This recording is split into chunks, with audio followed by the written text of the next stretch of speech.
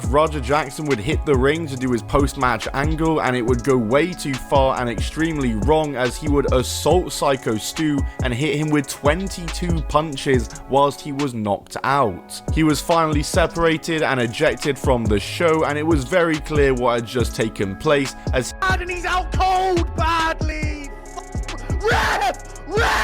Ref, he's dead, you fucking idiot. Ref, stop the fucking fight, ref, he's fucking out cold. Fuck you. To himself, he's also an IRL streamer on the platform Kick. Basically, he was streaming at an indie wrestling show. It was Nox Pro Wrestling, based in Los Angeles, and he got into an awkward moment backstage where a wrestler called Psycho Stu assumes that he was a worker, so he started doing some work with him. What happens when the son of an MMA legend blurs the line between entertainment and real violence? Recently, Rampage Jackson, the son of Rampage Jackson, shocked the wrestling and MMA communities when what was supposed to be a harmless indie wrestling appearance spiraled into a disturbing real-life assault. But the aftermath turned out to be even bigger than the incident itself. We're talking about secret recordings, backstage encouragement, bizarre cover-ups, and even WWE stepping in to cut ties. It's a story that feels almost too chaotic to be real, but every piece of it has been captured, exposed, and spread online. And the deeper you look, the worse it gets. Bro, my dad can't do shit. I'm gonna fake crash out. All right, bet. You about to see how fake of a crash out. It's always been my dream to fuck up a pro wrestler for real. So I get it today. Am I really gonna fight him? Yeah, I'm gonna punch his ass for real. But I don't believe in me getting disrespected too. I'm too nice. To understand the chaos, you first need to know who Rampage Jackson is. He's not just the son of Rampage Jackson, a UFC icon known for his knockout power and larger-than-life personality. Roger has carved his own path in combat sports as an amateur fighter, and more recently as a streamer on the platform Kick. His streams often involve real-world antics, and that's what brought him to Nox Pro Wrestling, an independent promotion based in Los Angeles. During the show, Roger had a run-in with a wrestler named Psycho Stu. At first, it was all misunderstanding. Stu thought Roger was part of the crew and playfully hit him with a gimmicked can. Something harmless in wrestling, but unexpected for Roger. Basically, he was streaming at an indie wrestling show. It was Nox Pro Wrestling, based in Los Angeles, and he got into an awkward moment backstage where a wrestler called Psycho Stu assumes that he was a worker, so he started doing some work with him, hit him with a gimmicked can. He didn't take it very well, but it was just a miss. You know, if this was anybody other than Rampage Jackson's son, I don't think there'd be any empathy here at all, but we all love Rampage, and he's the man, you know, and the fact that he's his son, we're all sitting here like, bro, what the fuck, you know, and what do we think about this? You know, if it was just anybody else in the world, it'd be like, bro, throw that motherfucker, you know, in the cage and throw the key away, man. And that's probably what's going to happen to him. They even squashed it afterward, agreeing to a small angle later in the show. To the casual fan, it looked like the issue was settled, but behind the camera, Roger was already plotting his revenge, telling his stream viewers exactly what he had in mind. As the show continued, Roger sat in the crowd, still streaming, and began hyping up a confrontation with Psycho Stu. What made this disturbing wasn't just that he was angry, it was how openly he voiced his intentions. On camera, Roger admitted that what he was planning wasn't part of the script. He told his viewers he wanted to punch Stu for real, bragging about it being his dream to beat up a wrestler. He asked his chat for suggestions. Should he slam him? Should he punch him? Even joking about teabagging him after knocking him out. At one point, he tied the whole thing to streaming clout, saying 50 subs and I'll knock him out. These weren't the words of someone caught up in the moment.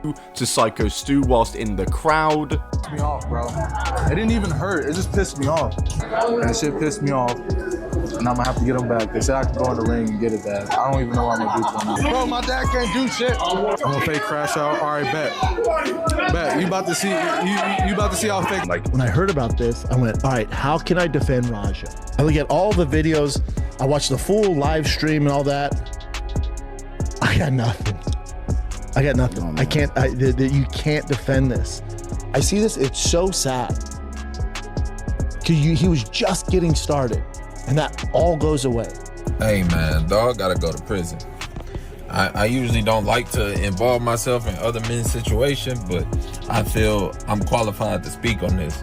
And dog messed up. And if it's Rampage, I love Rampage. But Rampage, turn your son in. He gotta go lay down for a little bit. Like, if it was my son, that's what I would tell him. This was premeditated, broadcasted live, and encouraged by viewers egging him on. And when you see that footage today, it feels less like hype and more like a confession in real time. But what happened once the bell rang would leave everyone stunned. When Psycho Stu finished his match and the planned post-show angle began, Roger stormed the ring. At first, fans thought it was just another part of the performance. But within seconds, it became clear that this wasn't scripted. Roger launched a brutal attack on Stu, delivering over 20 punches directly to his head. Stu was knocked unconscious early in the assault, yet Roger continued raining down strikes. As the crowd looked on in horror, security and fellow wrestlers eventually rushed in to drag Roger off, but the damage had been done. Stu lay motionless, badly injured, while Roger was ejected from the building. Clips of the assault spread like wildfire online, turning what was supposed to be a niche indie show into a viral scandal. The outrage wasn't just about the violence itself, it was about the complete disregard for wrestling's #1 rule: protect your opponent. But as shocking as the attack was, what people discovered afterward made things even murkier. Not long after the incident, audio surfaced from backstage that painted an even uglier picture.